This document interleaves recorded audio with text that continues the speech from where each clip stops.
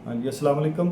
मैं डॉक्टर मोहम्मद हुसैन अपने बारे में एक सोशल मीडिया पे जो एक फ़ेक न्यूज़ चल रही है उसके बारे में वजाहत देना चाहूँगा कि ये जो इसमें कहा जा रहा है कि जो बच्चा है हमारे पास, हम उसको टाइफाइड के तौर पे ट्रीट करते रहे और बाद में जाके उसका टीबी निकला।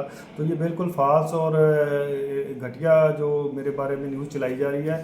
ये बेसिकली हमारे पास 2 महीने पहले बच्चा आया था। उस वक्त हमारा यही शक था कि टीबी हो सकती है, ये टाइफाइड हो सकता है, ये कैंसर हो सकता है या पेशाब की इन्फेक्शन हो सकती है। तो उसके लिए जो इनिशियल टेस्ट किया गया उससे यही शक था कि ये टाइफाइड है। हमने एज ए टाइफाइड ट्रीट किया। ये 3 दिन हमारे पास रहा और अल्हम्दुलिल्लाह ये शिफायाब होकर घर गया।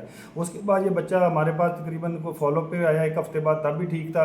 1 मंथ बाद इसको फीवर की दोबारा एपिसोड हुई है। उस वक्त हमारा यही था कि अब हमें ये टेस्ट करवाने पड़ेंगे ताकि इसका डायग्नोज हो कि इसको एक्चुअली वजह क्या है। तो उसके बाद ये बच्चा हमारे पास से हील होकर गया है। उसके बाद जहाँ चिल्ड्रन हॉस्पिटल जाके एडमिट रहा है, वहाँ पे 10-15 दिन ये बच्चा रहा है। वहाँ पे इसके ये सीटी स्कैन हुआ है, इसका बोन मैरो हुआ है और इस तरह के जो भी टेस्ट हुए हैं उनके बाद ये टीबी, जो पेट की टीबी होती है, ये सीधा सीधा डायग्नोस नहीं है कुछ इनिशियली आप असेसमेंट में बता दें। और इसकी ये इन्वेस्टिगेशन लोकल लेवल पे अवेलेबल भी नहीं है। अगर आप टेस्ट पढ़ें तो वहाँ पे भी ये लिखा हुआ कि टीबी का शक का इजहार किया गया कि इसके लिए फर्दर ये टेस्ट करें। और ये जो जिगर तिली के बारे में कहा गया, जिगर तिली टाइफाइड में बढ़ जाती है, कैंसर में बढ़ जाती है, ज़रूरी नहीं कि ये सिर्फ टीबी की लामत होती है।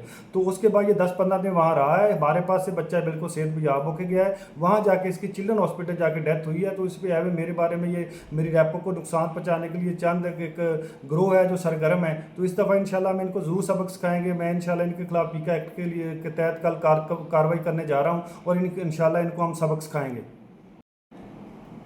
हाँ जी, अस्सलाम वालेकुम।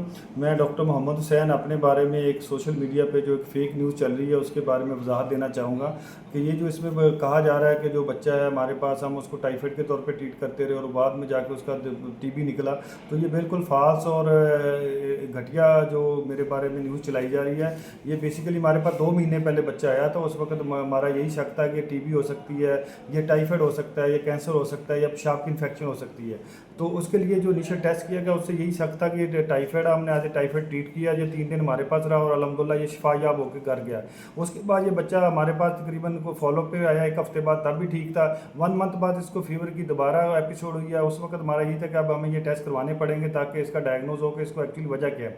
तो उसके बाद ये बच्चा हमारे पास से हील होकर गया है। उसके बाद जहाँ चिल्ड्रन हॉस्पिटल जाके एडमिट रहा है, वहाँ पे 10-15 दिन ये बच्चा रहा है। वहाँ पे इसके ये सीटी स्कैन हुआ है, इसका बोन मैरो हुआ है और इस तरह के जो भी टेस्ट हुए हैं उनके बाद ये टीबी, जो पेट की टीबी होती है, ये सीधा सीधा डायग्नोस नहीं है कुछ इनिशियली आप असेसमेंट में बता दें।